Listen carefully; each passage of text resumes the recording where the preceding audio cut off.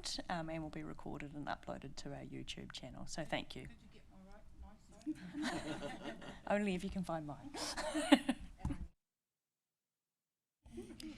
Through the chair, either one of you.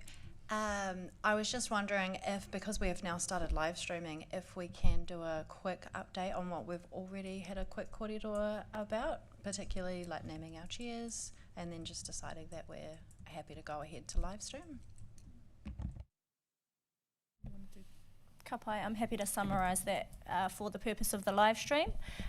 We have welcomed Ngāti Raukawa into Chambers, and this is our inaugural hui of 2026. We have passed a resolution that myself, Wahine Murch, Councillor Murch, will co-chair alongside Debbie Davies of Ngāti Raukawa. We have had an introduction into Ngāti Raukawa and their boundaries via a video, and of course, again, we welcome them into Chambers. We have just now passed a resolution that all co-governance committee hui with Raukawa and Taupō District Council will be live streamed. So moving forward, any hui within council chambers and other locations will be live streamed and available on the council website for public to view. Where possible. Yeah.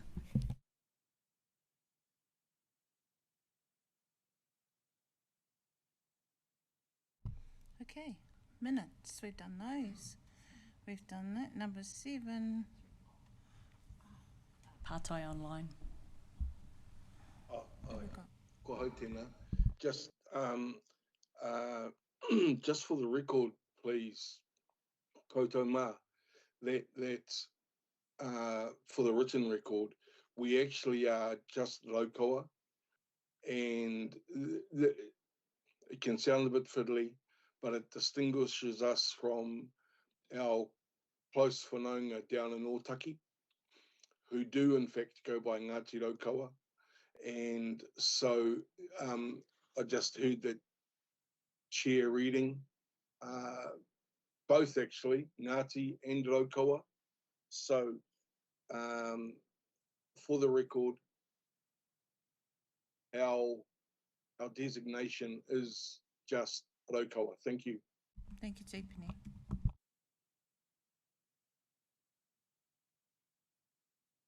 Ho atu ki a Anaru.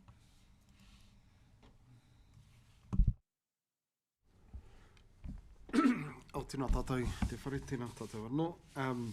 Just a quick correction. Item number 7 is actually me. I'm not the chief executive. I haven't got that pay rise just yet, so so as GM for our environmental team, this presentation is on behalf of the Raukawa Charitable Trust. If I can take the report that was produced as being read, and rather than speaking extensively to the report, if I can take the liberty just to create a space to enable their kōrero to evolve and happen. I also want to acknowledge, as my rangatira have done so already, the presence of all the councillors in the room today. For us, that's a mark of respect that we acknowledge, and we really do acknowledge that space. As was alluded to before, our last year May hui, we didn't quite meet the quorum, so it is really pleasing to see such a large representation here today. Going back to the report that was produced, I guess the purpose for that report really was to emphasise that this JMA is about a relationship. And we know relationships don't exist on paper, they exist with the people and the spaces that they occupy. So the intention really was to bring forward why the JMA was created. The JMA is both an obligation and an opportunity. The obligation sits on both the council and Raukawa to ensure that some of the past grievances that we as Raukawa have experienced aren't repeated. The opportunity, as Councillor Woodward has highlighted, is about finding those ways forward that embrace our different views and our different approaches to ensuring that our taiao, our environment and our communities continue to flourish and prosper.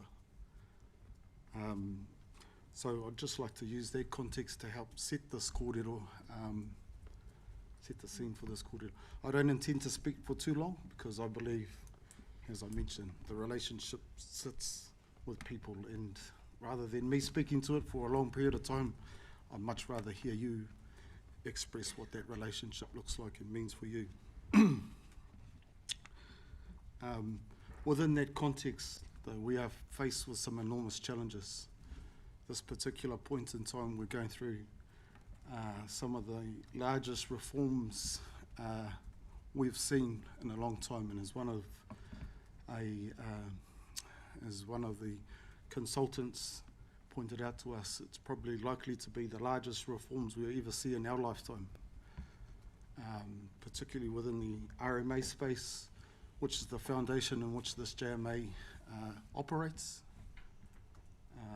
alongside the uncertainty with the Local Government Act, creates a whole lot of, I guess, unease and uncertainty for both parties. Added to that, we've got some real pressures in terms of cost of living, the geopolitical climate that's currently evolving at pace across our world. So there's a lot of unknowns in this space. But one of the foundations for us as Raukawa is about the relationship that exists at a local level. And that's, if we can maintain those strong relationships at a local level, we can negate some of those pressures externally by working together and working collaboratively with our stakeholder partners. I think we are fortunate here in Taupō and in Raukawa because we've got a history of working together. The Waikato region has provided leadership in terms of what co-management can look like and what co-management can achieve for a long time now. And in many spaces has been an exemplar for others to follow. And so I encourage you to embrace that, the principles in which Te Ture Whaimana was founded, and seek out those opportunities that exist within co-management.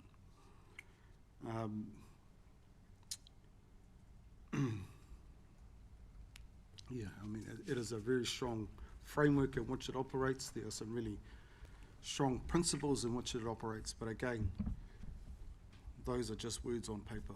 It comes down to the actual dui and the implementation by rangatira like yourselves. So encourage that leadership in that space.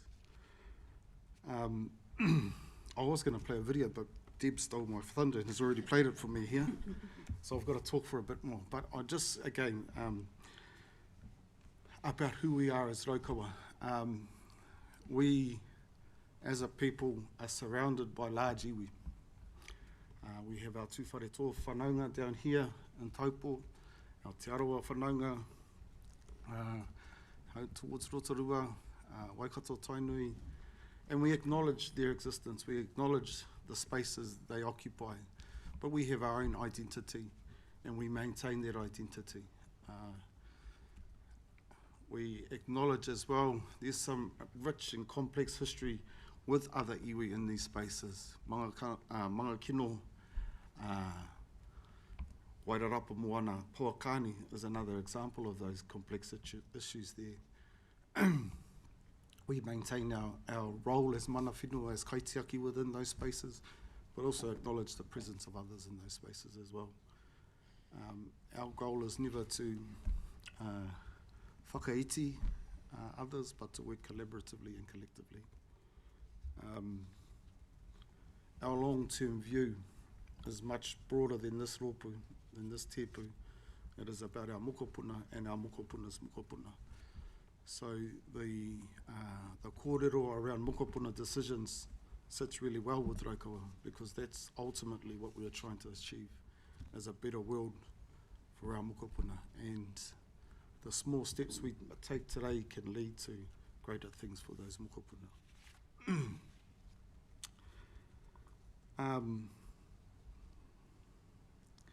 Returning back to the JMA, and I've got some bullet points here around what success looks like for a JMA. But rather than me spelling that out to you and telling you what I think it's far better that you have that conversation and for yourselves and establish what success looks like for you as governors. And then it becomes our role to ensure that we achieve those success indicators. This is an opportunity that's been long in the making. Last year, our JMA was unfortunately postponed due to the passing of our Ariki Tātimu. The year before, we didn't quite have the quorum, and the year before, we were just coming out of COVID. So it's been a long pause between drinks.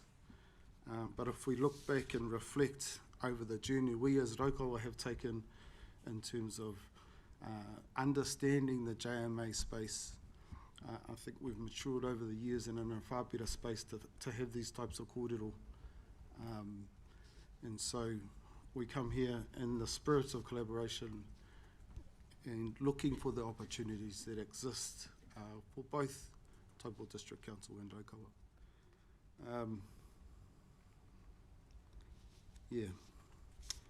I won't dwell on too much longer, but I think it's fair to say, like all relationships, it takes time. It takes time, it takes effort, and it takes a willingness to be able to contribute to those relationships. And so with that, I whakakapi taku kōrero, ka hotu tara kei kia koutou. Kia ora mai tātou. Thank you, Anna Ray.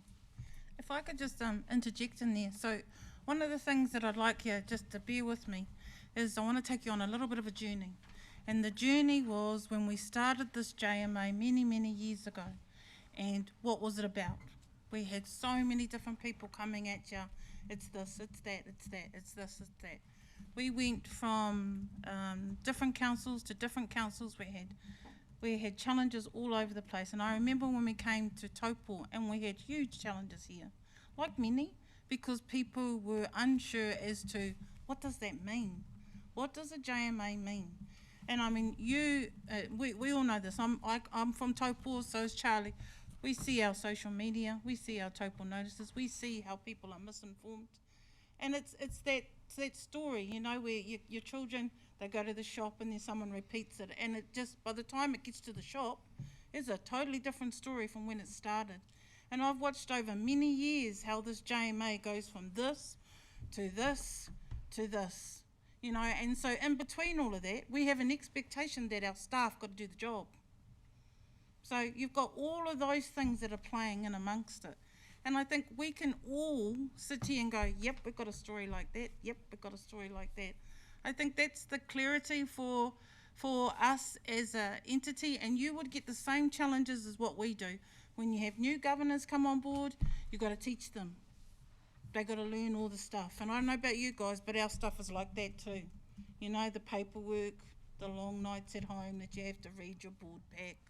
And if you don't read it, you can tell when you get to the table, nobody knows. Then they rely on your staff to do all your work for you, right? So you can tell. I mean, I'm being real here, folks. That's exactly what happens at our table too. We all sit there and go, they haven't read their board pack, right? And so then they rely on the staff to carry you through. Well, we know that doesn't work, right? Because you've got, like you have the public, you have all your constituents, we have all our whānau.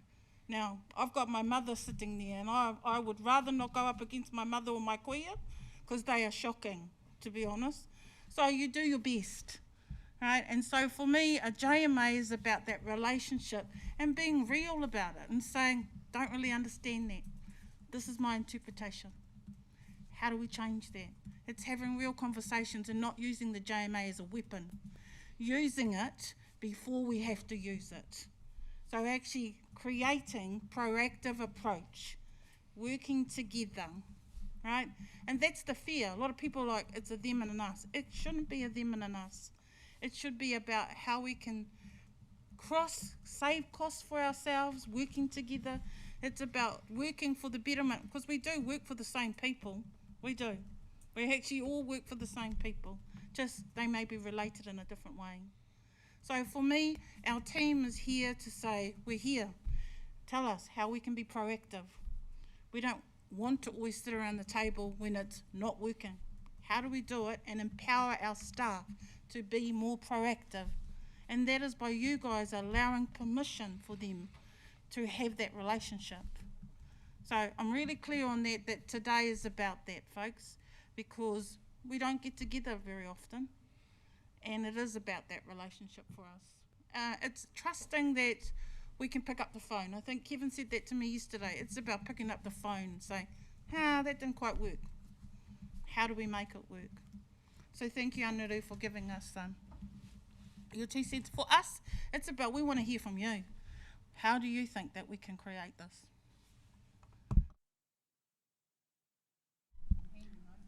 Sorry, I'm handing over. Oh, kia ora. I'd like to make a suggestion. Can we lose the words co-governance committee? This is not co-governance. This is a joint management committee. We can make decisions here, but we're not empowered to enact those decisions. That sits with the council. Co-governance is what we see, and I'm lucky enough to be Raukawa's representative at the River Authority, because whilst like here the board is populated by governors, they are actually the decision makers. So the WRA board is the decision maker and therefore is genuinely co-governance. And I think it's still, whilst it's been there for 10 years now, and I believe it's working successfully, co-governance at that table. It's only in its infancy when it comes to trying to achieve the goals and aspirations it's been set up for. Here, we are a joint management agreement. This is a committee that meets around the joint management agreement. We hope that obviously there will be some influence from these discussions, but we're very clear that the governance decisions remain with the council. So I'd like to have that word removed from our documents and from the name of this committee, so that people can be better informed as to what this committee is for and about. I'll just leave that there. Kia ora. Through the chair, couldn't agree more. I guess the clue is in the name. It's joint management agreement, and there's enough mis and disinformation out there without playing into that arena. So I agree. And look, I've sat around the table for over 6 years now, and not a single decision in that entire time from this agreement or from the Tarot agreement has ever impacted on decisions we make at council, or ever overrun, or ever been done without council having the final say, ever. I guess my comment was, I agree, none so blind or deaf as those that will not see and will not hear, but let's not provide fodder for those that don't want to understand. So I agree. Good point. Kia ora. I just wanted to tautoko to that as well. I do agree with both what Kevin and Michelle said. Sorry, Charlie. Aroha mai.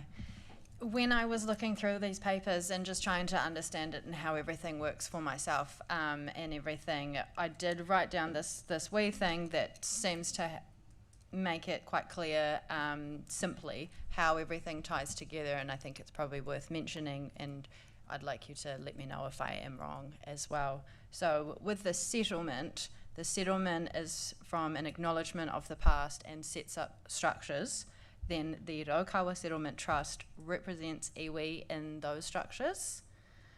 Then we've got the JMA, which is how council and iwi work together in practice. And then we've got Te Ture Whai Mana, which is the guiding authority for the decisions. And then this committee acts like the guardians of the JMA.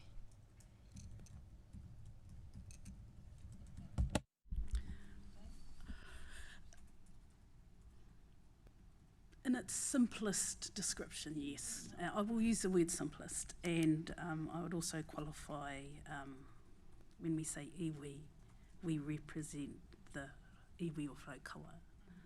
There are many JMAs, and we would never purport to represent our other iwi. But in its simplest form, yes. But like anything, there are nuances. In Te Ture Whai Mana, people, they see the vision for the awa, and for a lot of people, they get stuck on the word awa, or they get stuck on the word river.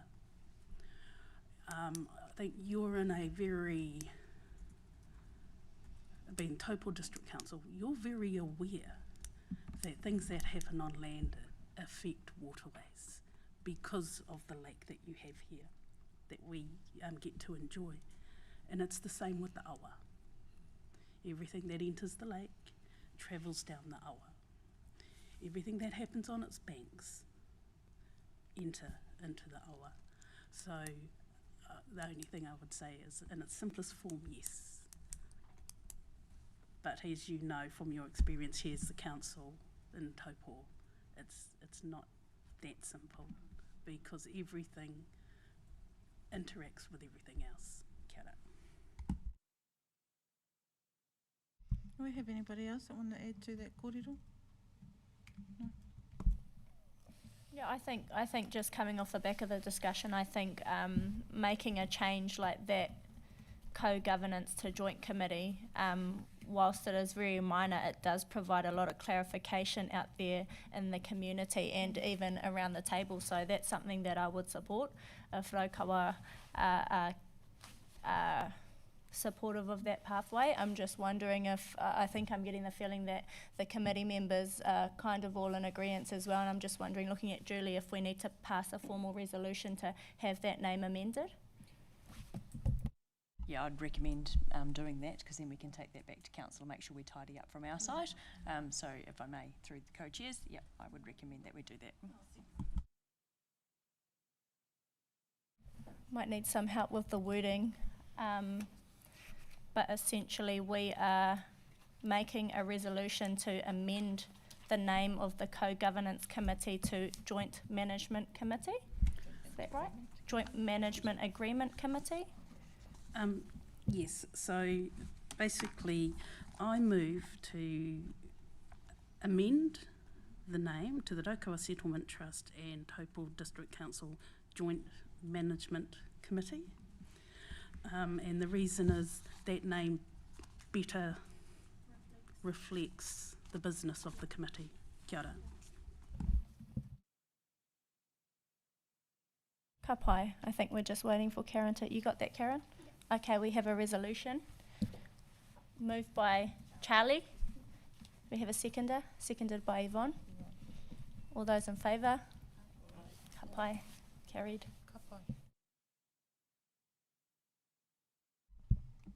Any further discussions on? I'm going to hand over to Wayne. We're on agenda item number 8. Okay, we are up to the report from the Joint Working Party to the Joint Management Committee. I'm going to call on Nick Carroll to give an update from Council's policy team. Thanks, Nick.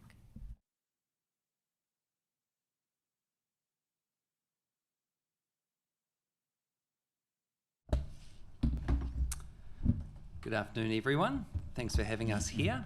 My name's Nick Carroll. I'm the Policy Manager at Taupō District Council. I've had the pleasure of being here for a little while. I was actually here in part of the negotiation process for the Joint Management Agreement, so just aging myself a little bit. My team basically covers off the corporate planning, the resource management planning, and the reserves planning that we do as an organisation, along with a whole bunch of other stuff that doesn't fit neatly somewhere else. But with me today, I've got Hilary, who I will let introduce herself. Kia ora koutou, Hilary Samuel, toka unga. I'm Senior Policy Advisor in the policy team, mostly looking after the district plan in this sort of complicated world of reform at the moment, which is adding to things for us. I'm just wondering if it makes more sense if you talk about the reform submission first and then I follow on. Yeah. It's good. So we're going to cover off a few things today. We'll talk about the position that Council's taken on a number of the government reform processes which are currently underway. Then Hilary will give you a bit of an update on where we're at with our current plan changes and potentially plan changes coming up. And I'll finish covering off where we're at with our long-term plan and our annual plan processes, which are pretty critical to how we move forward as an organisation. So, the first one I wanted to touch on was the submission that we made in relation to the planning bill and the natural environment bill. Actually, let me take one step back. There's a lot going on in the reform environment at this point, and it's probably important to understand, given the amount of work that both officers and councillors have had on, we've definitely taken an approach of focusing on Taupō-specific matters. I know, looking at a number of the submissions that other councils have put in on the various reform proposals, they can go to many pages, over 100 pages on some of them.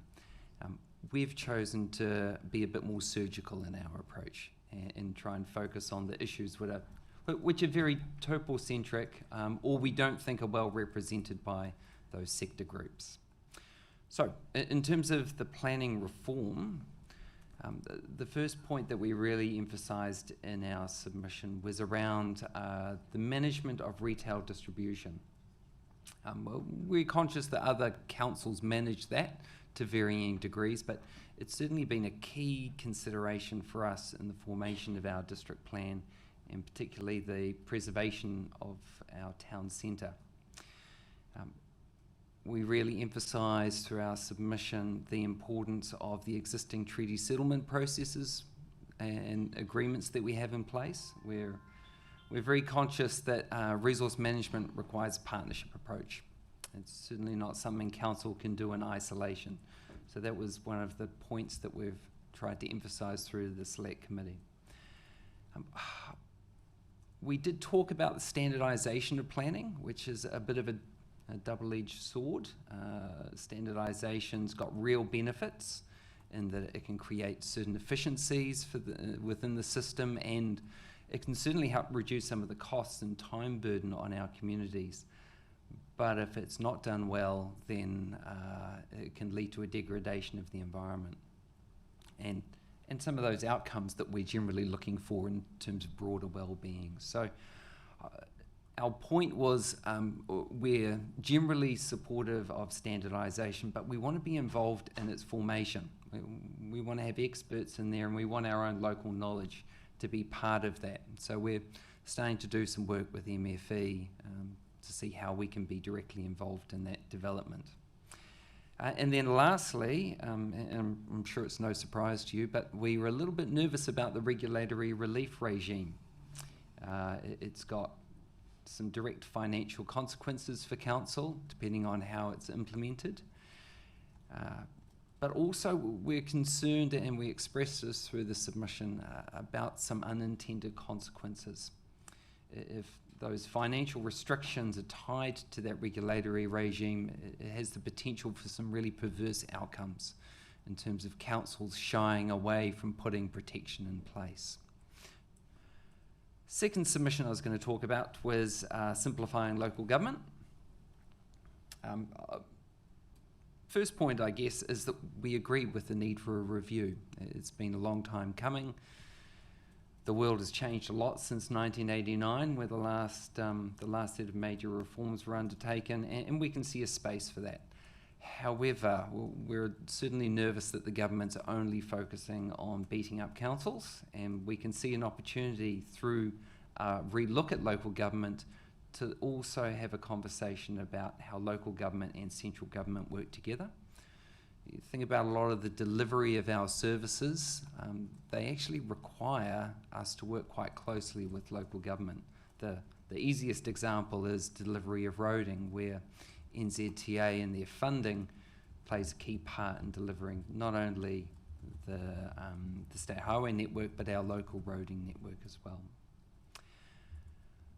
We are very conscious that the whole sector is going through a lot of change, and that creates a real burden on council, and particularly on the mayors. If I think about the simplifying process that the government's laid out with their combined territories boards, we've suggested through our submission that there's an opportunity to leave regional councillors in place through this triennium.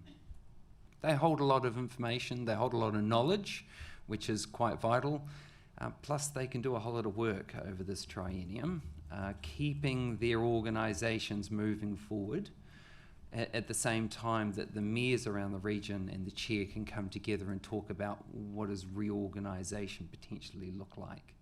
So we thought the government was perhaps being a little bit hasty by trying to remove regional councillors too fast. Probably the last key point that we made in that submission was around cross-boundary issues. We're fortunate and unfortunate at times to be part of 4 different regions. While most of our population is sitting within the Waikato region, we certainly have some people and a lot of land which sits in the other 3 regions that we connect with. And we thought it was really important that we stayed linked in with those conversations around reorganisation in those other 3 regions. We didn't want to be pigeonholed as just Waikato. And that's because, and I think you noted it early, Charlie, we've got people who don't live their lives based on where regional or district council boundaries sit. We've got people who live in our district who go and shop in Rotorua or over in Tokoroa. And likewise, we see the flow of people and goods throughout different districts and regions. So we want to be sure that we're part of those conversations going forward. The third submission that I wanted to just touch on was around rates capping. Certainly that won't be new to most of you around the table. It's something that's been top of mind for our council as we've started to get into the LTP process, because it creates some real challenges for us moving forward.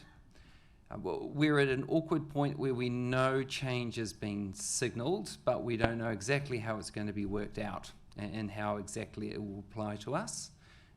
Hopefully we will get some signals around that around the middle of the year.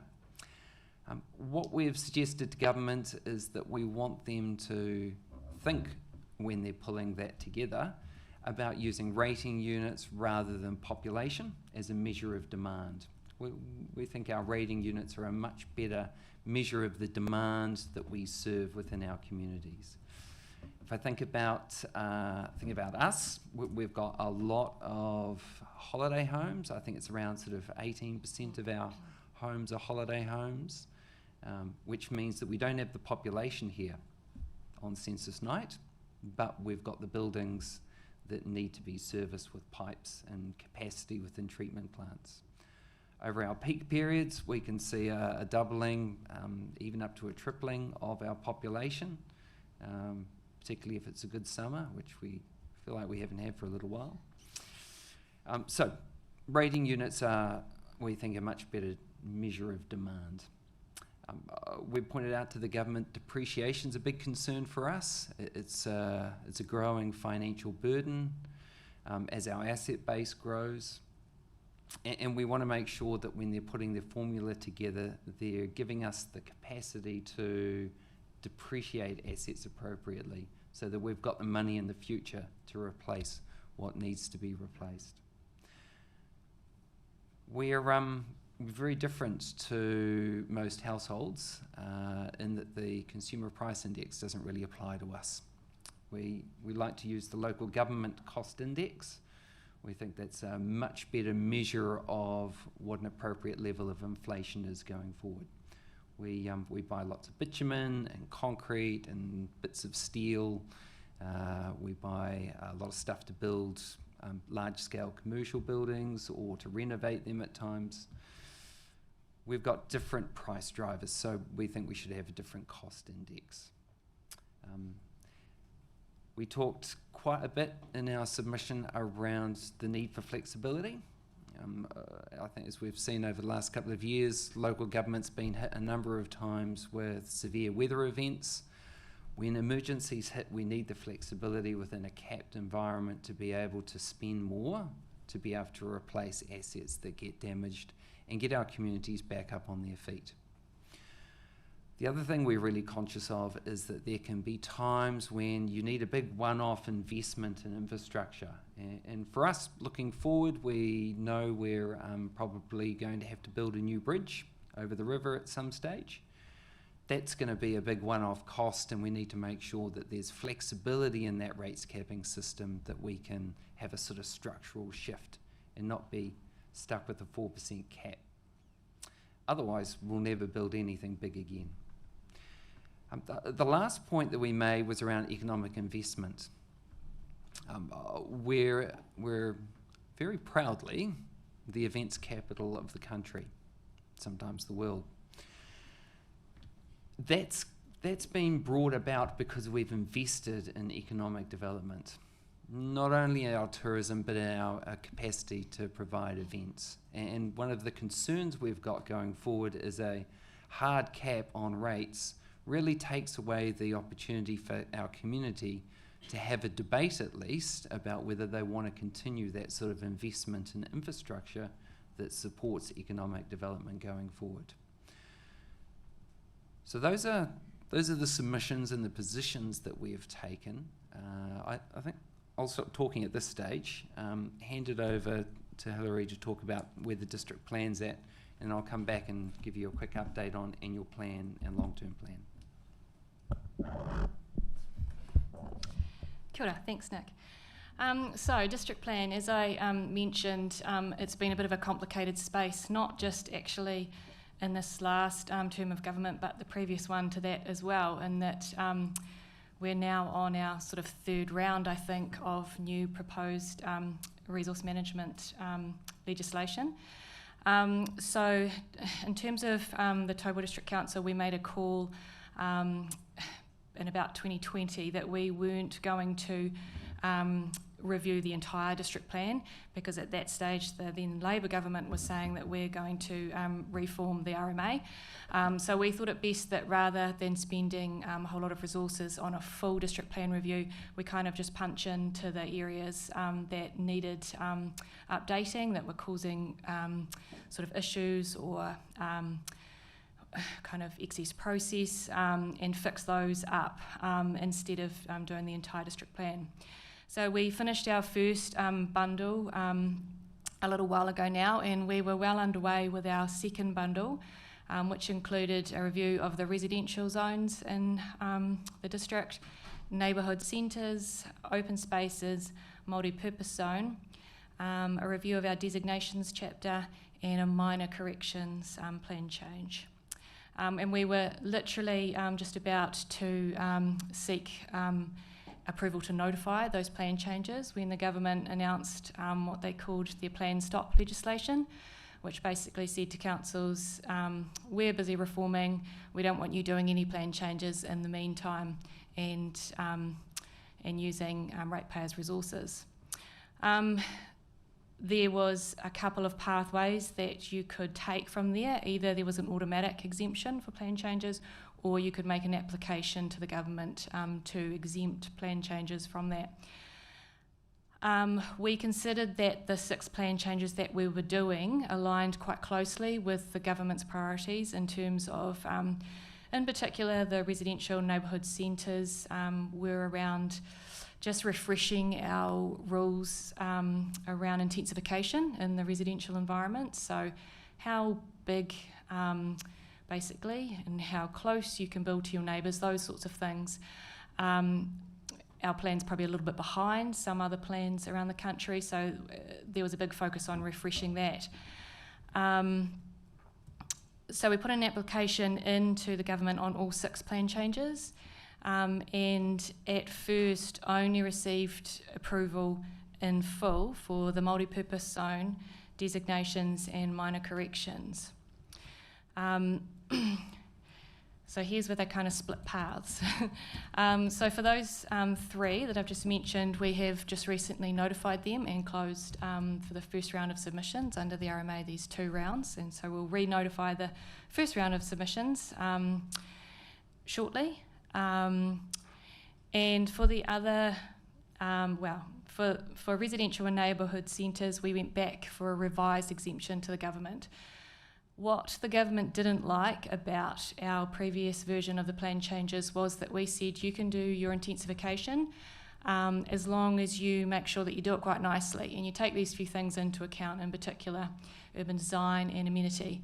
Now, amenities are a word that the government doesn't like particularly much, and is looking to basically pull out at this stage of the bills that we've seen.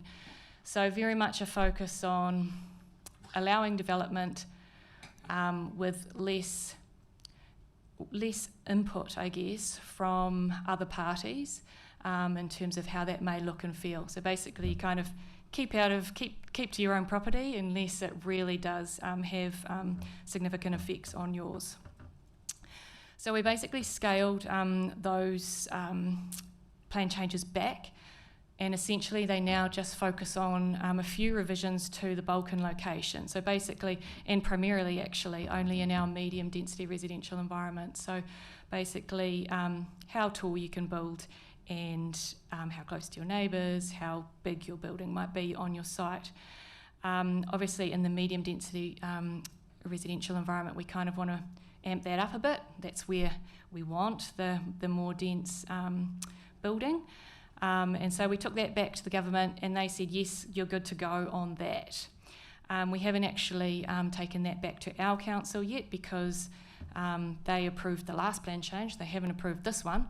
So that's going to be going back to our council at the end of this month for their approval. And then we'll come and talk to you about notifying those 2. Open spaces was declined in full, so I'm intrigued to see what the government has got to say about open spaces and therefore how we're going to be addressing those under the new system. I guess we just have to wait and see on that one.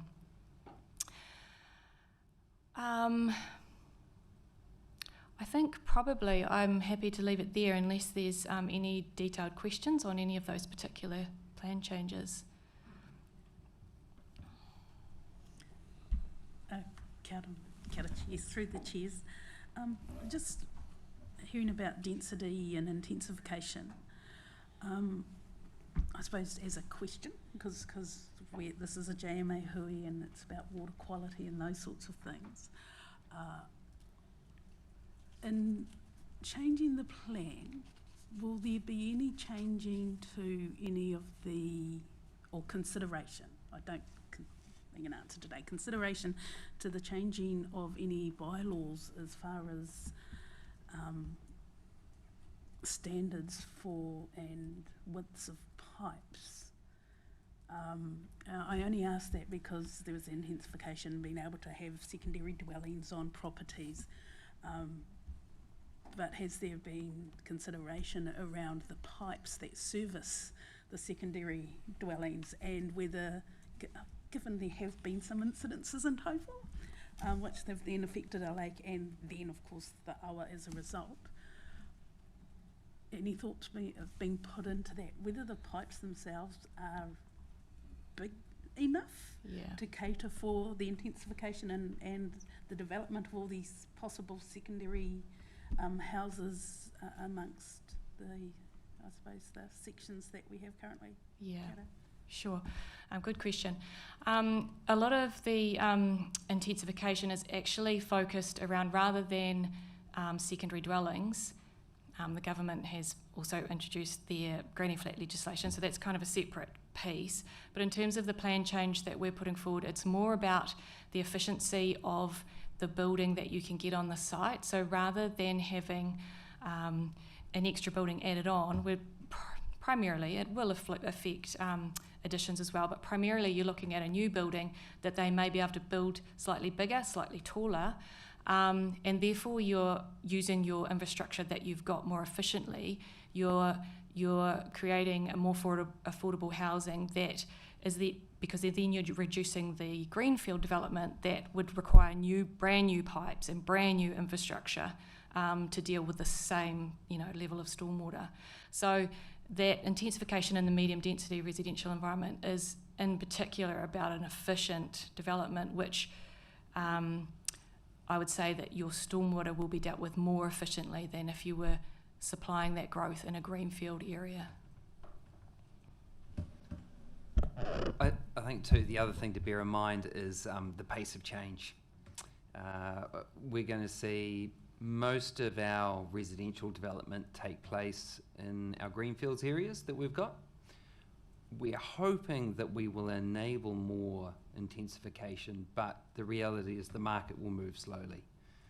So there will be an opportunity through our asset management plan, and I think you're going to hear from Mike a little bit later around wastewater. There will be an ongoing opportunity through that asset management planning to progressively upgrade pipes through old areas as we start to see some of the intensification take place.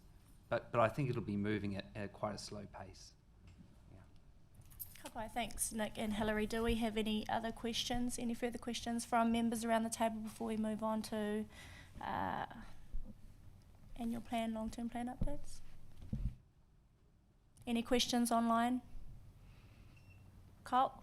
Kapai, back to you, Nick. Oh, can I just jump in there? My apologies through the co-chairs. Just acknowledging that I did put we asked the team to put these topics on there in response particularly to your letter. And I guess linking back to the Chief Executive's update, was trying to paint a picture of the environment in which we're working as council, which is not exactly an easy space to work in. It does feel like we've got a number of reforms coming at us that are putting a lot of pressure on us financially and a pressure on us from a resource perspective. At the same time as we've got a rates capping environment, and I guess also in the context of co-management, that there's a lot of challenges in terms of making sure that we can advocate to government, and also that our voices are not being lost as well. So I guess there's some similarities in terms of worries from a reform perspective, I imagine, between us and some of our iwi partners. I think that's a nice little segue too into the long-term plan conversation, which we've started as a council. We'll adopt that in June 2027, so June next year, which feels a little way off, but there's a heap of work to do before then. I've forgotten the point I was going to make. It was going to be so good. Yeah. Anyway, it'll come back to me. We've kicked off this LTP. Oh, that's what I was going to say. So this LTP, I think, is going to be quite different to the ones I've seen in the past. I've a little bit like Julie. I've been through a few LTPs in the last 20-odd years. Largely, they have been rollover exercises where we look at the work that we do, we make a few changes, but we're basically delivering the same sorts of services going forward in the same kind of way. The reality is, if we're going to move to a rates capping environment, then we're going to have to make some kind of structural changes in the way that we operate in terms of the levels of service we deliver and how we go about delivering those. And that's going to make this a really challenging long-term plan going forward, quite different to previous ones. So we've started early. Basically, we're going to spend the first half of 2026 doing the planning work, understanding the business, understanding what we're trying to achieve, understanding how the budget constraints might impose different pressures on different parts of the business. If you think about waters as an example, we've got a government which has been very clear: you need to invest in waters, you need to invest heavily, and you need to keep going and maintain the quality of what you've got. Whereas there are going to be other parts of the business where we're going to have to balance that out by pulling back and changing the way that we're doing things. So lots of planning work over the first half of 2026. And then the second half is basically around decision making. And I think people who are reasonably new to the LTP come in thinking it's a sequential thing. We get some information, we develop some understanding, we make a decision, then we go on and implement it. The reality is this will be incredibly iterative. We'll make a decision, provide some direction, we'll go away and do some work, we'll come back, we'll find that that's not going to work, or it needs to change, and then we'll go through that cycle. So that's what the second half of 2026 is going to be all about. Thanks, Nick. I'll just go to you. Yeah, I was just, hello, this is Jay Mayhui, and you're talking about the fact that, I suppose, that the calendar that you're working through really for these plannings, and just wanting to ensure that we're brought along that journey with you, in particular the working party as opposed to the committee that doesn't meet this that often. And also just want to reiterate, there are going to have to be difficult decisions made in council, especially if the rate capping goes ahead. It is not our intention to make things difficult, harder or more expensive for councils.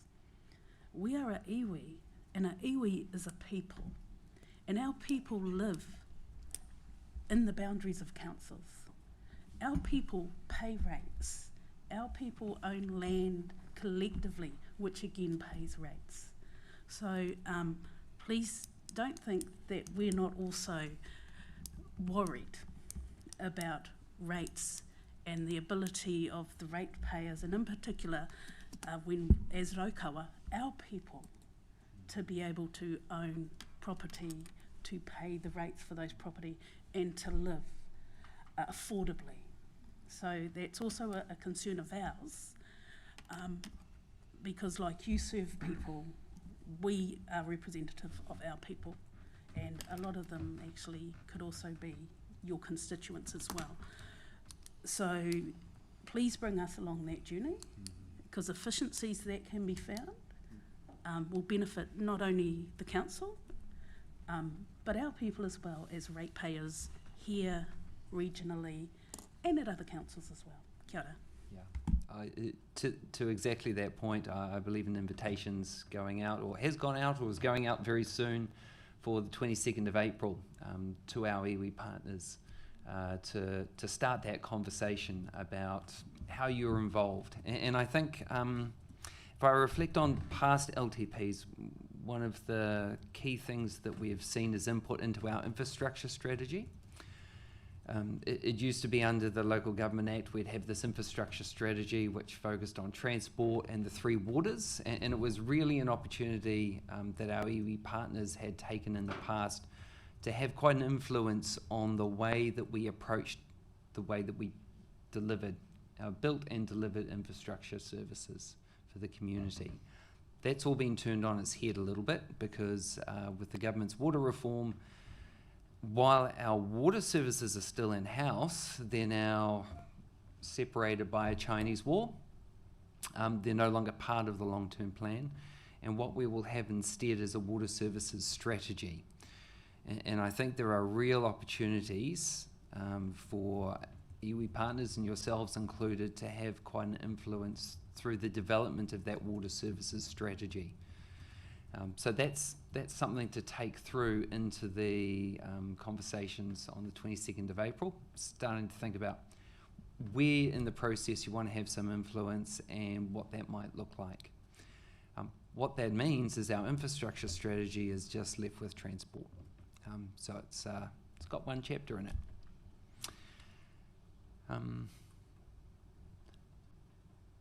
In terms of the annual plan process, that's kind of carrying on in parallel.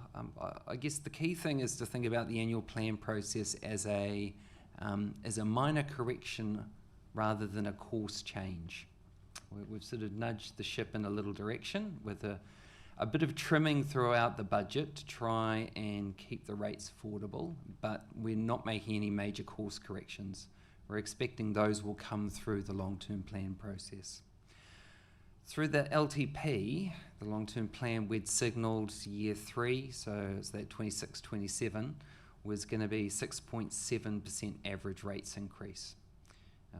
We're expecting to deliver something pretty close to that, just a little bit under. So on the 31st of March, we'll be coming up to Council and seeking some direction around some of the changes that we'll have to make across the organisation to achieve that, and some of the risks tied in with that. What's a good example? We've got a disaster relief fund, which is supposed to be sitting there to help us fund recovery from major events.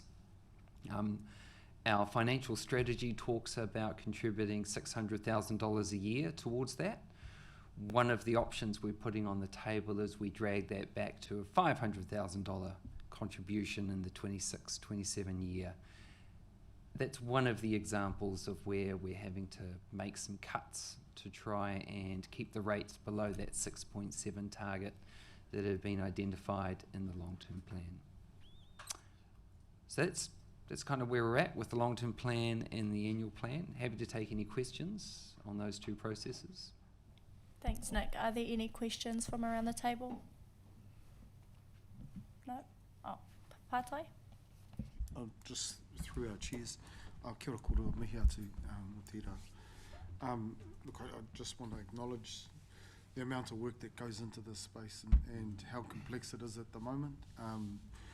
And also just to note the submissions that were made. I can see some strong alignment with the submissions we've made as well, so it's pleasing to see that there is that alignment in those spaces.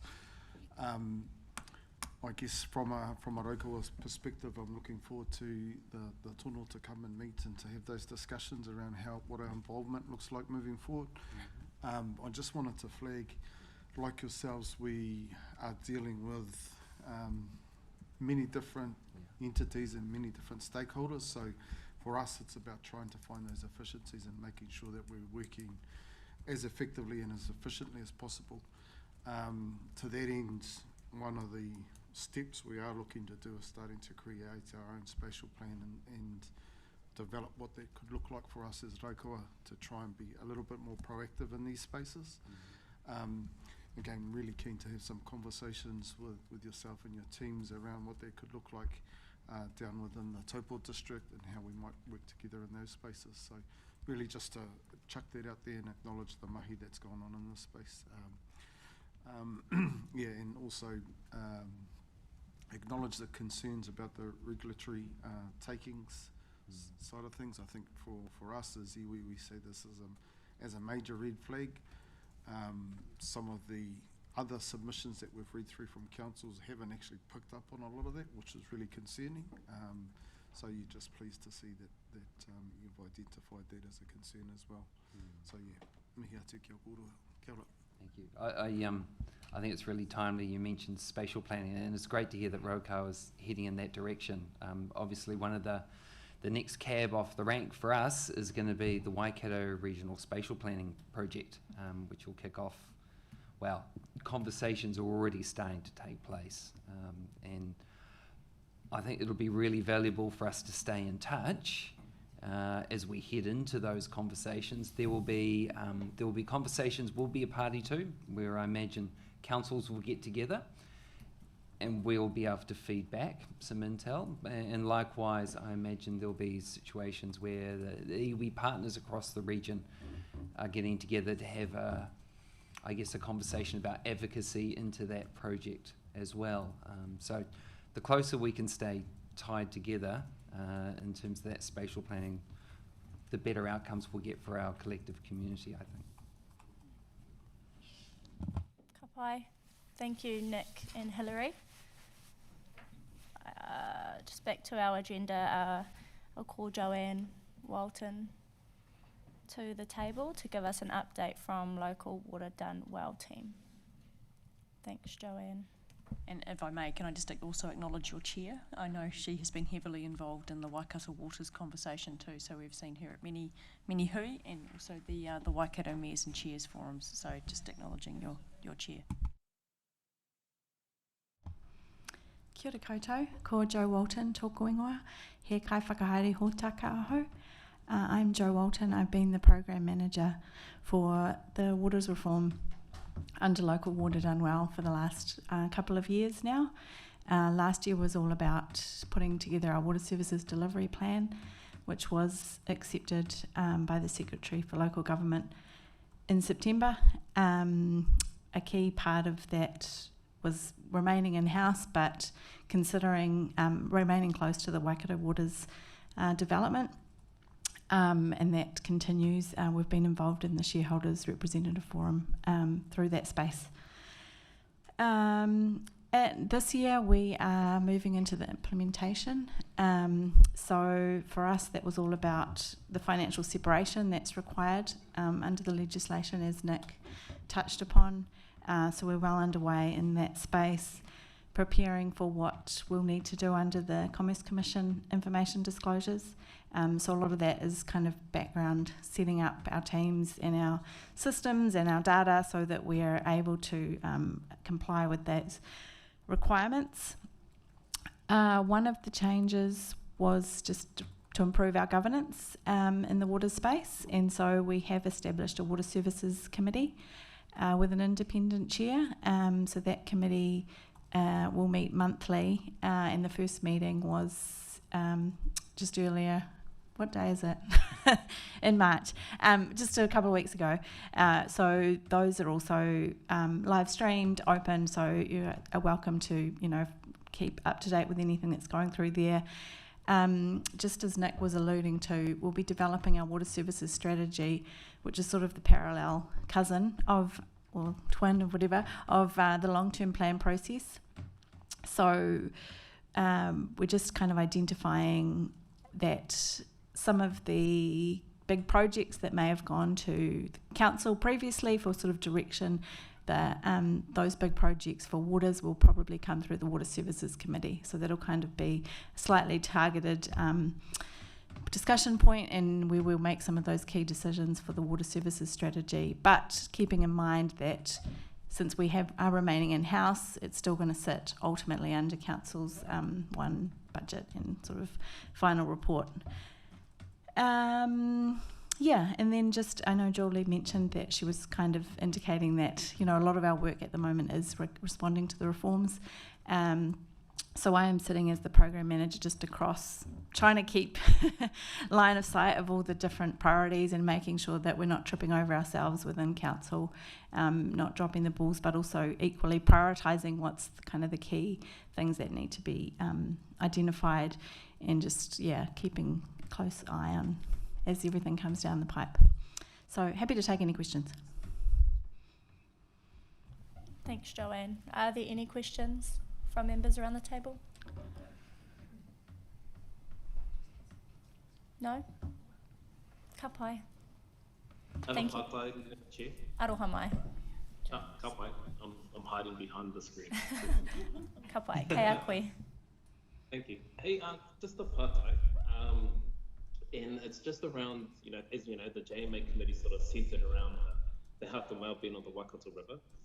Are you able to just provide a bit of commentary on how the Water Services Delivery Plan sort of, I guess, recognises both the Te Ture Waimana and, how the, I guess, the legislation is about environmental outcomes, noting that there's lots that sits behind the Services Delivery Plan. But I was wondering if you could provide a bit of commentary around where that sits, if you could, please. Yeah, absolutely. So all of those plans kind of inform our planning process as we move through it. So the teams are kind of always aware of that context as they're developing those big key priority projects, making sure that we're complying with the things that we're party to. I know there's a number of agreements and strategies in place, and so it's really one of the key things as we develop the water services strategy is keeping that alignment, so connecting all the dots, and I think that's something that really the team is mindful of, but we'll need to keep as a current thread as we go through it.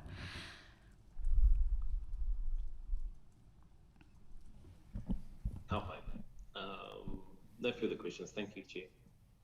Ka pai. Thanks, Joanne. I think we're now moving to an update from Michael Cordell. He's hiding behind the Oh, there you are. Kia ora, Michael.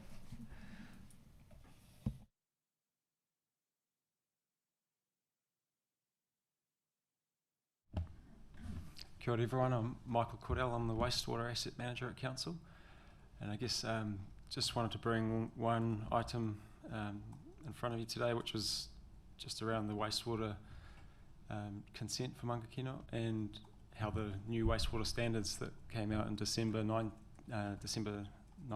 last year affect a consenting process. The new the wastewater environmental performance standards, they're sort of taking the old process of bespoke consent processes for each consent negotiated based on environmental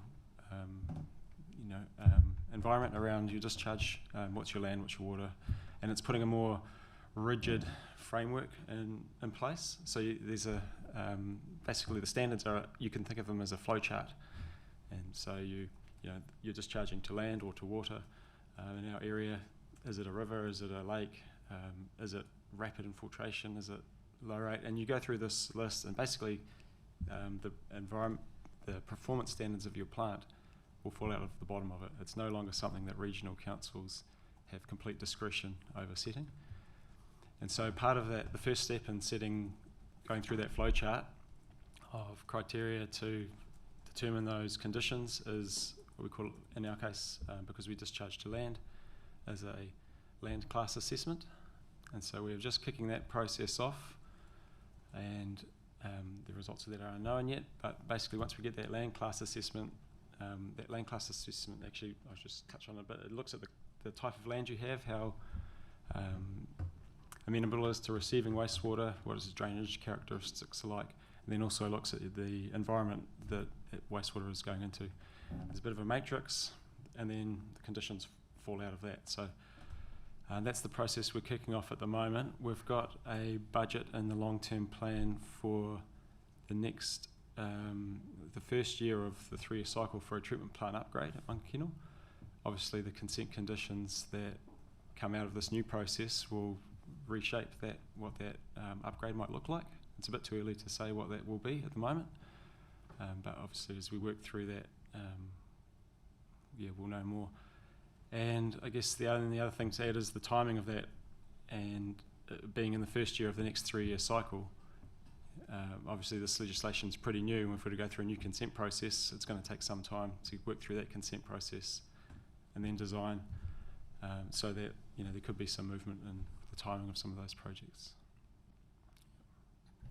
Thanks, Michael.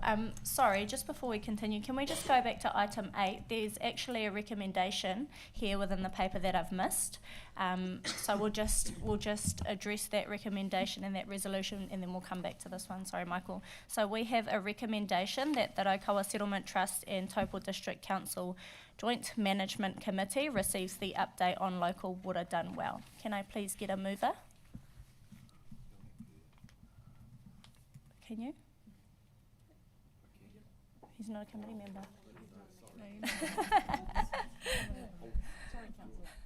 So I get a move by Councillor Woodward. Can I get a seconder? Seconded by Charlie. All those in favour? Aye, ka pai, carried. We'll come back to this one. Okay. Yeah, and I guess I just will also add that I've been working with Julian predominantly as we've worked through the previous consent process, and now we start again. So we'll be in touch as we work through it. Thank you. Thanks, Michael. Are there any questions or kōrero around the tepu? Councillor Woodward. Thank you, Chair. Yeah, I've got a couple of questions. And just for context, everybody, so I went and did a site visit yesterday at the Mangakinoa wastewater treatment plant. And from community, we've been having a number of complaints around issues with our wastewater infrastructure and also our stormwater infrastructure. I'm not sure if you guys know or not where it is situated in Mangakinoa, but yeah, over our golf course. So we did a nice big walk of that yesterday, which was fantastic. And it helped me to understand the structure a lot better. So from that, a couple of questions that I had was, well, first off, are iwi consulted when we are aware of issues when they are brought to the council? What is the correspondence that iwi have had in regards to the new treatment plant and discussing these consents with the land upgrade, with the land capability? How can we do it again when we've already used that space for wastewater as well? Sorry, a couple questions there.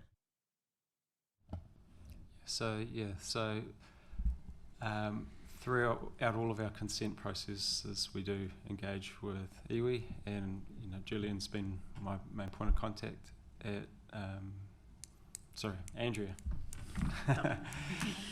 Yeah, I think your email is the opposite way around.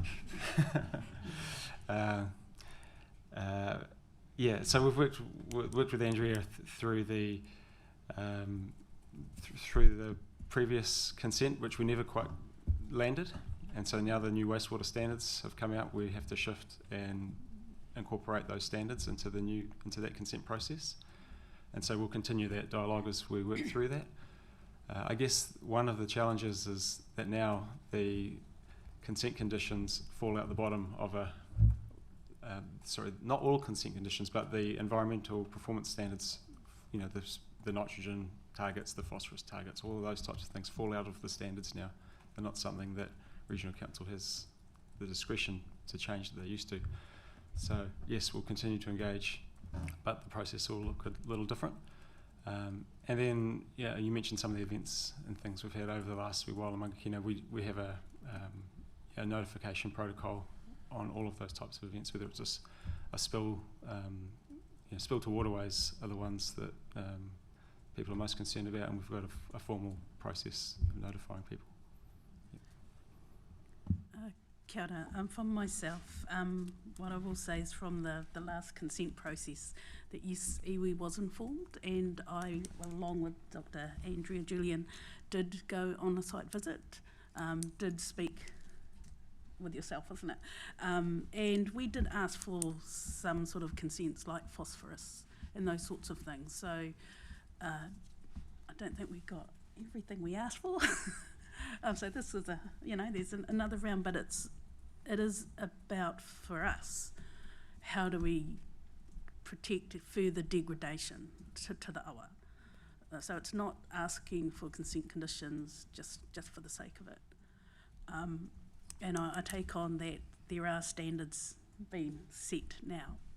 And I suppose my question to the council is, whilst there's a required standard that you must meet, does that preclude the council from choosing to hold itself to a higher standard?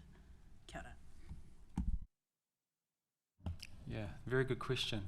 And I don't know the answer exactly yet, but there is one clause in the new Local Government Water Services Act 2025 that states that councils must now, for wastewater infrastructure, choose the lowest cost whole of life option. And so that's a new thing for us to try and navigate and understand how we apply that, but that is a new requirement. I suppose as a ratepayer I'd think, yay! However, as someone advocating for the health of the awa, and the reason the awa is important to us because it is water, and whilst it might be okay for us now, it's about protecting the water for the future generations so they have healthy water to drink, swim in, and to live with. Again, they put that tono on the table. And I do know that that's there about the lowest cost, but I also know that the River Authority, in some of its submissions to different matters, has asked that where Te Ture Whai Mana is present, the word takes primacy. I just leave that with the table. Kia ora. Sorry. Look, I acknowledge your kōrero, and I also acknowledge the challenges that you guys face. You know, you're trying to balance on this side your ratepayers and do the best you can, and then you've got new rules introduced, and what costs will that add for you? And you know, you've got that cap, I got that, but it is a balancing act for you, and I do acknowledge the fact that you have to do that. And I guess the only thing I can say is keep including us, see what we can help you with. You know, you're not on your own, you're not the only one. And I mean, central government puts so much pressure on our local governments, we know that, right? And so these challenges, yeah, they're there, they're real. So keep including us is what I say to you. You know, do what you can. So through the chair, maybe if I could respond as Deputy Chair of our In-House Water Services Committee. Mike's right, it is in the legislation we are to choose the most cost effective, but that does not cut across meeting all of the standards required that Taumata Arawai will impose. So it's not the cheapest that undercuts the standards. So that's an absolute bottom line. So having met the standards, which keep increasing, I have to say, having met that, then it's what's the best value for ratepayers to still meet that standard. The other comment I would make is, given where the discharge is, it is more likely there will be ingress into the awa from farming at a much higher rate than would ever come out of our water treatment plants, just along the length of the river. Thanks for that, Kevin. Hope? Kia ora. Yeah, so just back there, Mike, you mentioned, so we do have a notification policy for iwi when there are issues have gone through. So have iwi been notified of the concerns that I've recently brought to council regarding our water quality issues, waste, stormwater and awa? The notification processes I was talking about was specifically for spills. I don't know if there's any more general notification processes on those types of events, but I guess it's through these sorts of meetings that we share this type of information. Yeah. I do wonder if it's worth just really making it clear what should be notified and the proper channels, because what we've been experiencing in Mangakino lately, well, it's been going on for a long time, it seems. I would say that iwi would definitely want input, and I think it would be worth having input. As what's the saying? Two brains are, better than one. My brain's obviously starting to die. So I do think, that input could have potentially helped those situations that we've got. Many of our councillors will know about our quality, which I've been bringing to the table quite a lot, and I'm not sure if this is the right time given your wastewater, Mike, but I do really want to, if we can, discuss the water quality in our upper Waikato hydro lakes, given I'd really like to understand how the JMA is upholding Te Ture Whai Mana in these waters, because we're not seeing any restoration in our awa at the moment. We're not able to swim in it, we're not able to gather from it. Thank you. Kia ora, thanks Hope. Charlie, I wonder if you have any kōrero? Yes, and just in general, I've just written down the word here in front of me, cumulative, because there's cumulative effects as the river progresses down. And I don't believe we've been formally notified, but because I'm also a ratepayer within your constituency, I do follow your Facebook. So yes, I am aware, and we have, spoken about it. And of course, in the area where we are, we have basically the confluence of a number of things. What's coming down the river, what's coming through the golf course, and also OG. Kinloch? Oh, not Kinloch, Kinley. And through the streams into that one place, and it all seems to be, at the current time, especially in the summer, when it's hot, is the cumulative effects seem to be quite, I suppose, potent this time of the year over a number of years. So we share your concern as a iwi, and I'm sure the council and the residents do as well. As far as the River Authority and the mention of farming, basically the River Authority has been going for a number of years, but through that time, when changes are made, it's not immediate. It takes time for the filtering systems, through the plantings, for us to actually start to see the effects. And it can take years and decades.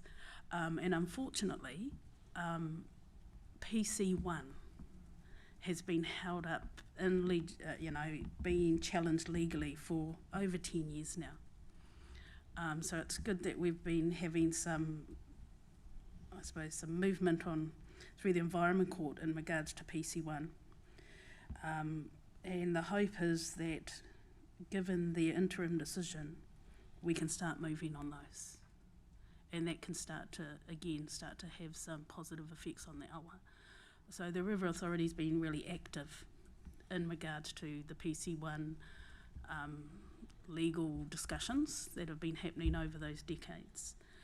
Also, over the last 14 years, we have undertaken 496 projects to the amount of $80.6 million.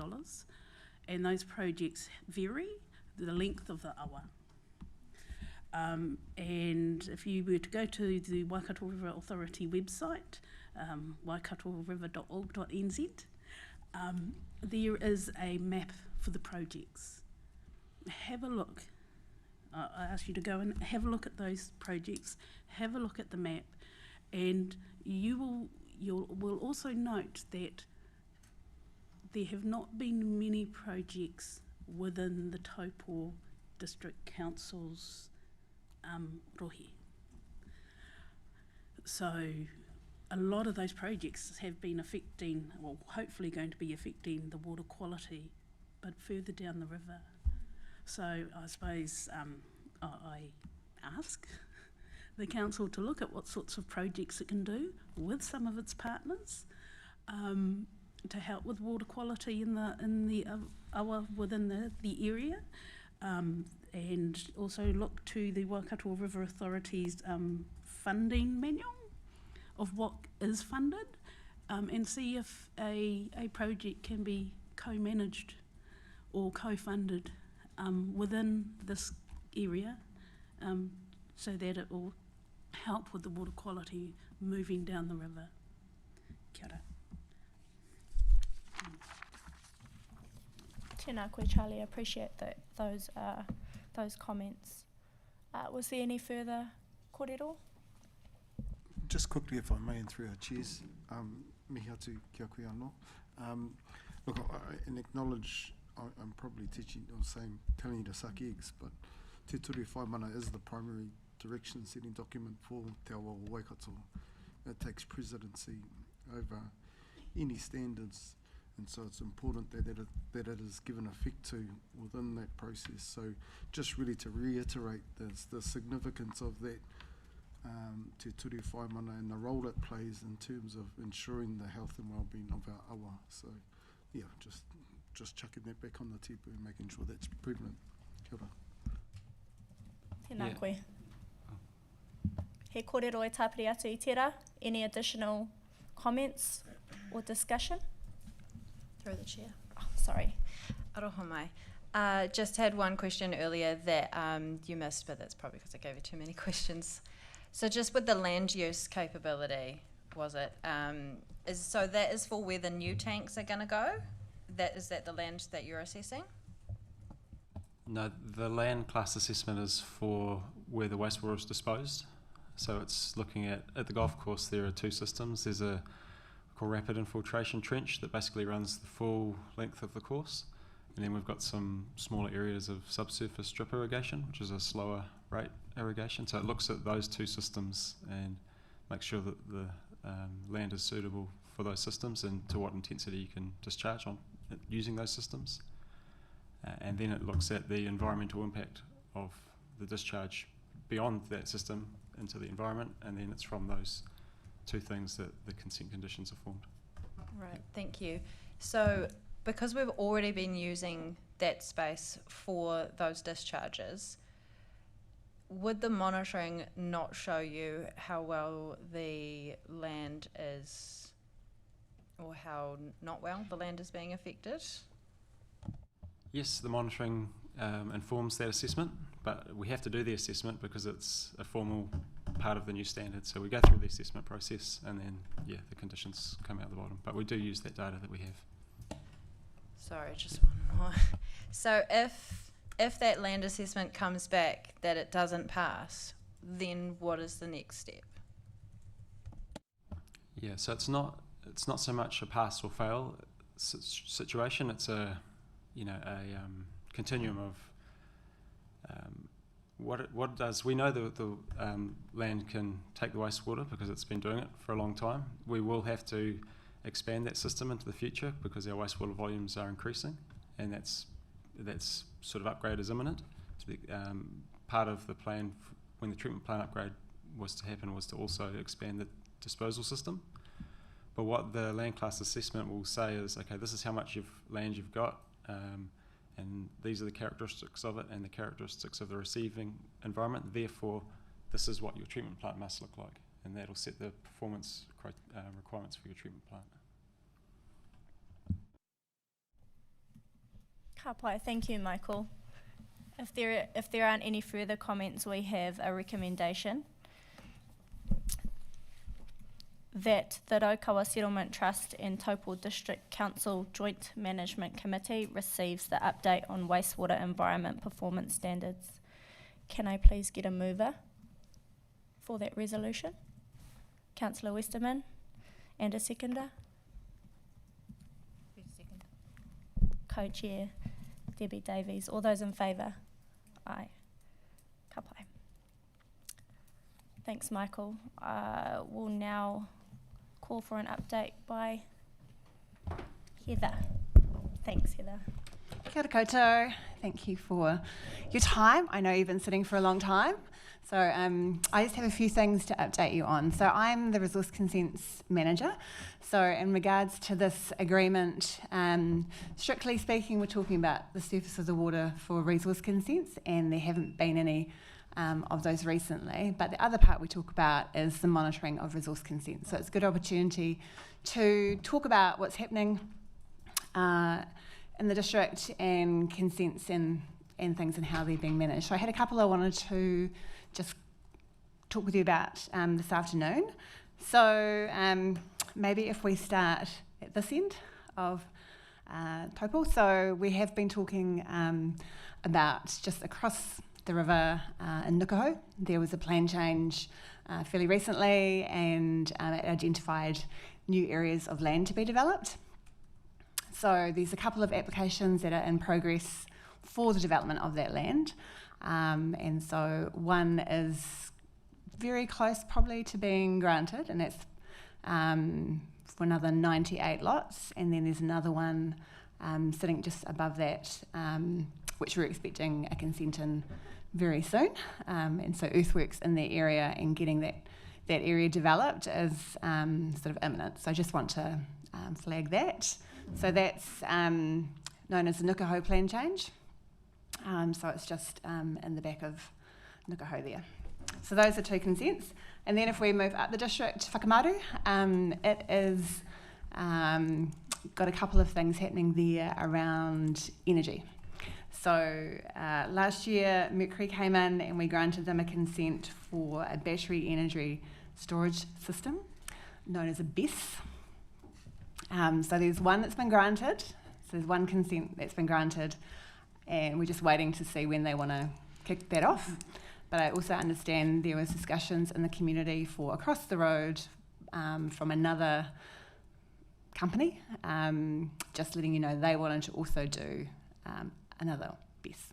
So there's a bit happening in the energy space around battery storage. So the second one hasn't applied for a consent, so we haven't got anything formally there. But I do know that Raukawa had discussions with Mercury about the one that we have granted. So that's whakamaru. So then if we move up and go to Mangakino.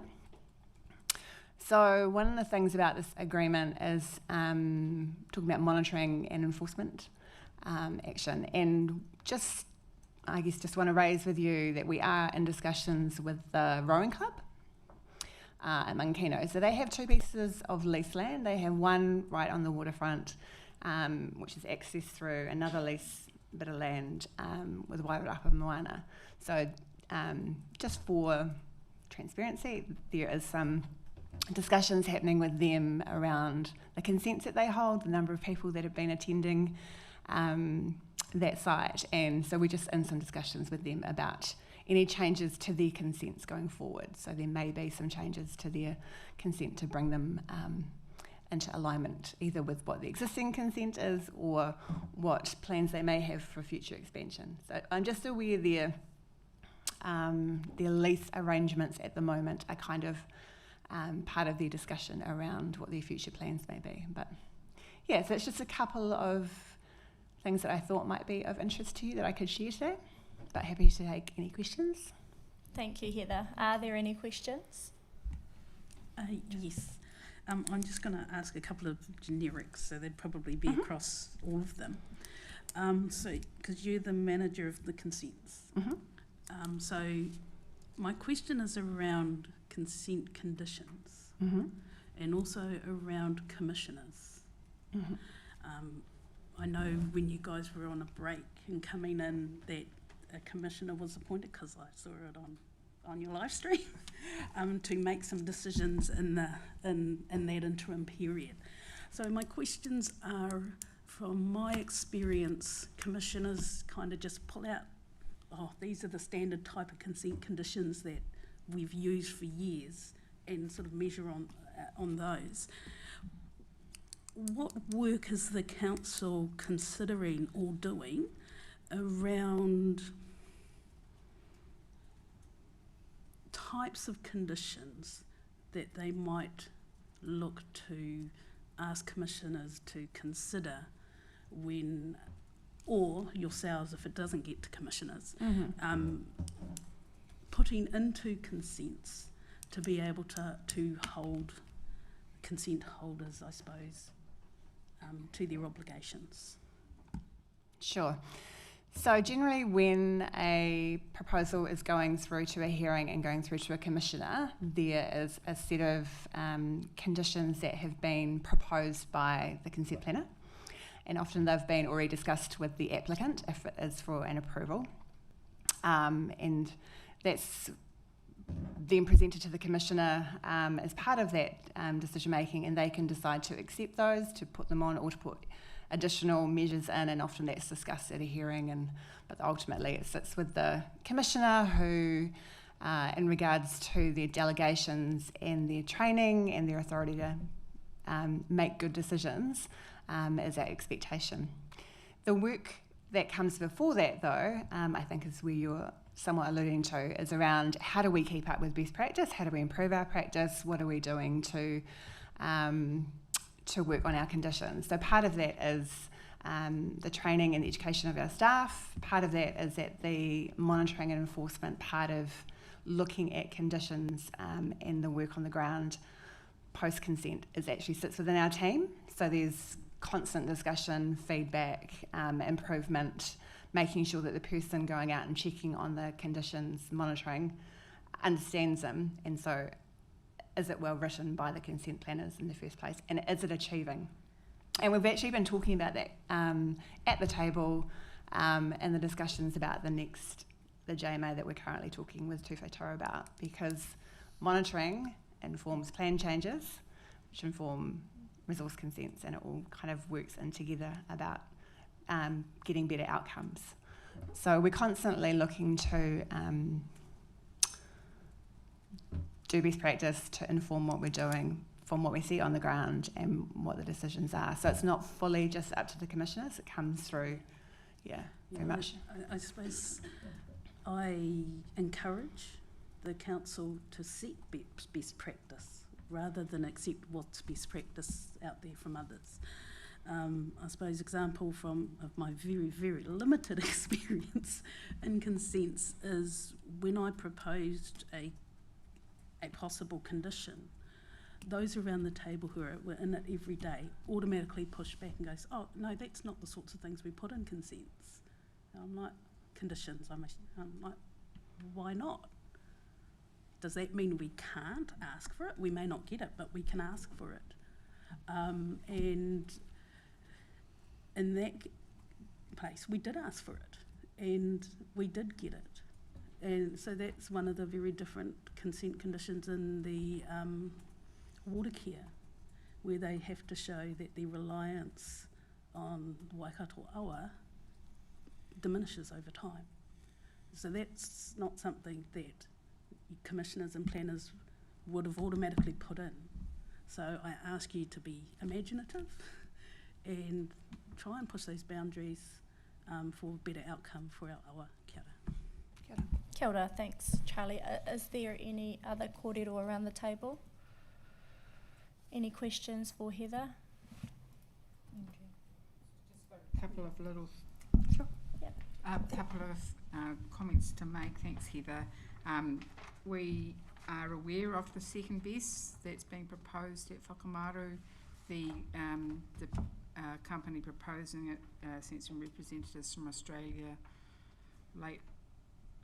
last week to meet with us just to do a quick look at what's involved. We'll be taking that out to Mana Whenua. We ask questions about the potential impacts there might be on the local community and ask them to consider those potential effects in their actual detailed design. They're very much at a conceptual level. Mm-hmm. The Nukaho plan change had been granted with the proviso that a joint cultural impact assessment be done for every single property on that plan change area by the first person who made an actual application to start the development, which seemed to me to be, why should that rest with them? Cultural impact assessments have been done by local Mana Whenua, and we're working at putting together like a cultural statement about our interests and associations in that area. That this is part of the Raukawa Takiwā, but we acknowledge the overlapping interests and associations there. The other thing is with consent conditions, we do like to get quite innovative, and we like to build partnerships with applicants and suggest they offer things. So we'd be really keen for you to be open to offers that come in from applicants. We heard from Mike that may not be possible given the new regulations for council as an applicant to make those offers, given that they have a requirement to do the most cost-effective approach. But nevertheless, that's an approach that we really foster, working closely with the major stakeholders and the major consent holders. Thank you. That's it, just to clarify a few of them, like we were actually up to and what we're actually doing. Thank you. I appreciate that. Thank you. If there isn't anything further, I think we'll thank you for that update, Heather, and move us along. We are a little bit over time, so I'm going to look to probably Hadley's team for the next update. Yeah, kia ora. Thank you for that. And just acknowledging Hunch has had to leave the hui. So I was just going to provide some very quick updates just on some of the kaupapa his team has been involved in over the last little while, and really a lot of it's in the consenting space and consents that the council are working through at the moment. Specifically around landfill consent out at Broadlands Road.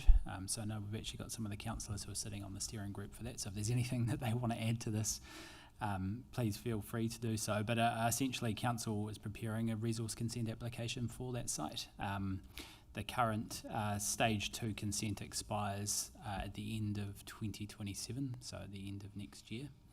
And we've been working through that over the last probably couple of years, but obviously getting much closer to December 2027. So Hunch and the team have been leading some of those conversations out around the Maunga and around the landfill site there.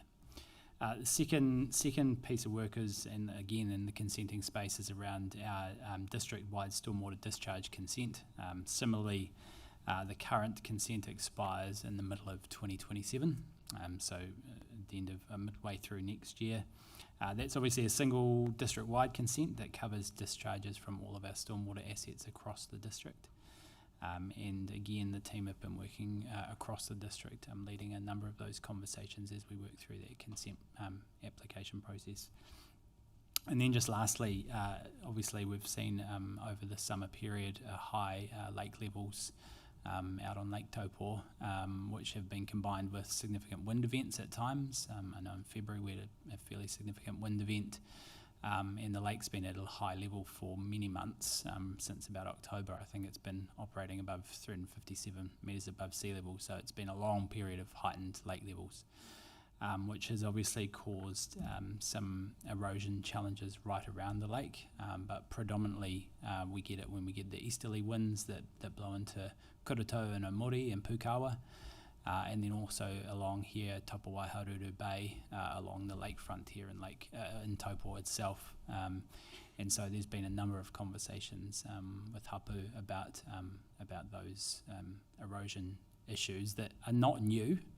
Obviously have been going on for many years, but are always accentuated when we get those high lake levels coupled with the strong wind events, and like I say, we've seen a long period of high lake levels.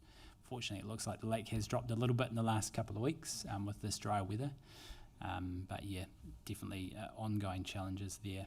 And then just lastly from Hunch 2 was around, and it came up earlier, around the 22nd of April hui.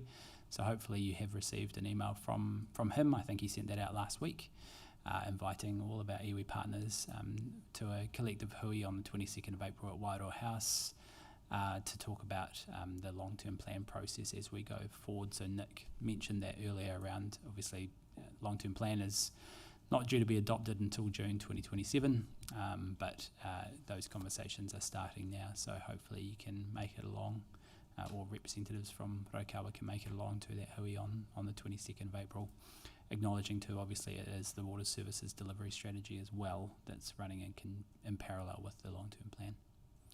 So that's a very brief update from Hunch and his team. Kapai, thanks Hadley. Councillor Woodward. Thank you, Chair. I just wanted to touch on the kōrero around erosion. So what week are we? It's Tuesday today. Last week on Wednesday, I went to a presentation in Te Aomuru by a gentleman called Cliff Boyd. He has holidayed at Hātepe for most of his life. He's in his 80s, and the presentation was fascinating. I will be bringing it to our councillors and Mayor over the next week. But given mentioning it now, his theories on how to control the erosion and adapt to what's been going on were quite interesting. So if anybody does want that presentation, I can send it out in an email. It was very interesting, and I would like him to come and do his presentation throughout Taupō. I did record the presentation as well, which I still have to put together publicly, but some very interesting ideas. He's also written a book as well, so if anybody wants to look into him, his name was Cliff Boyd. Thanks, Hope. Any further kōrero before I pass it back over to our co-chair? Nope. Kapai. Wahine. We have next on our agenda item, next JWP meeting and our Joint Management Committee induction and meeting. What's that? Do I have any? Sorry, I wasn't paying attention, I missed that. Aroha mai, we've just moved on to the next agenda item, which is the next Joint Working Party meeting and Joint Management Committee induction and meeting. Can change the word. Is there any, do we have a recommendation around that, or what are we looking for? The next one will be hosted by us. The next committee, yes. I hope Joint will Management be Committee will be hosted by us. by But Raukawa. as far as the working party, I mean, I'd like to task our staff, who are the working committee, with, you know, co-developing a work program that reflects the shared interests of both parties and gives practical effect to the intent of the JMA. Tautoko. I'll tautoko that, Charlie. And I think actually there were a couple of recommendations in the paper from Raukawa that spoke to that. So I'm not sure whether they were moved or passed, or if we want to go back and clear that up. Okay. So we are on page 11, the decision paper from Raukawa. If we skip to the bottom, there are a couple of recommendations. Did you want to read them out?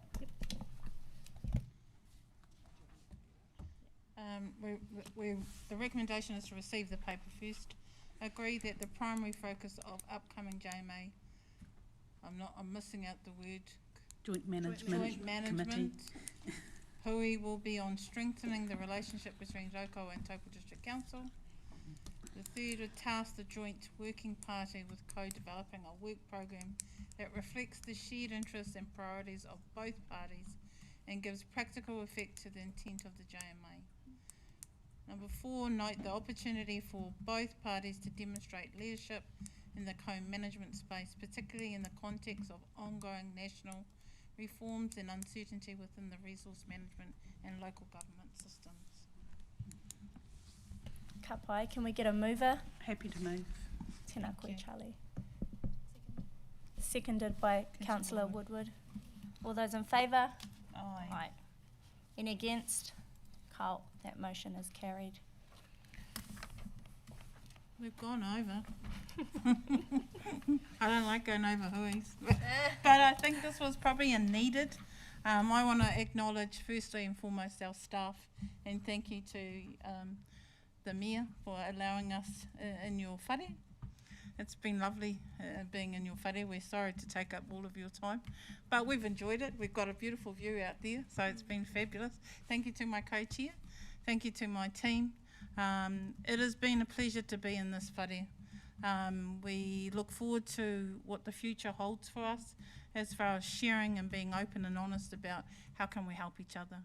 You have huge challenges, just like many have with councils, with central government at the moment. I can only sympathise with you, and it's not going to get any better. So I acknowledge the fact that you've been open with us and you've responded to our letter with the utmost dignity. So I can report back to our chair that we're in safe hands, and I look forward to our relationship moving forward. Tēnā koe, co-chair Debbie. Tautoko au I ngā kōrero kua wharekihia i tēnei rā. Anō nei he mihi kia koutou I whakapiri mai ki raro I te maru o he whare hono o tū whare toa. So just want to acknowledge that kōrero from our co-chair and extend on the welcome to Raukawa into he whare hono o tū whare toa, and looking forward to the continuous relationship that we have between our two rōpū. So, nā runga I tēnā. I think we're at an end. Okay. Ka pai. I'm going to hand that ako over to Matua Anaru, who's going to close us off with a karakia. Ka pai.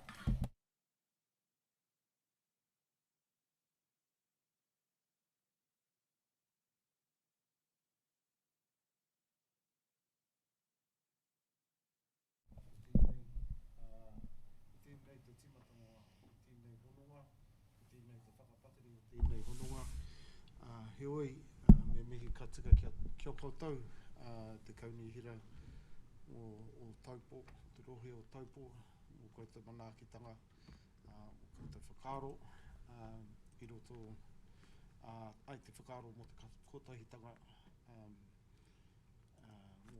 mō tātou haerenga I muri e a tātou. Heoi, I roto te tikanga o tātou mātua tīpuna, ka tuku te karakia hei whakakapi o tātou nei hui. No reira hino I tātou. Unuhia te unu tapanui, kia wātea, kia māma te nākau, te tinana, me te arataka tū, e rongo whakairihi ake kei runga tūturu whiti whakamaua kia tīna, hau e, hui e, tae ki e. Kia mai tātou. Thanks, everybody. I'm just going to ask, I have a sneaky suspicion that there was actually some afternoon tea put aside for us. Yeah, so if we're just,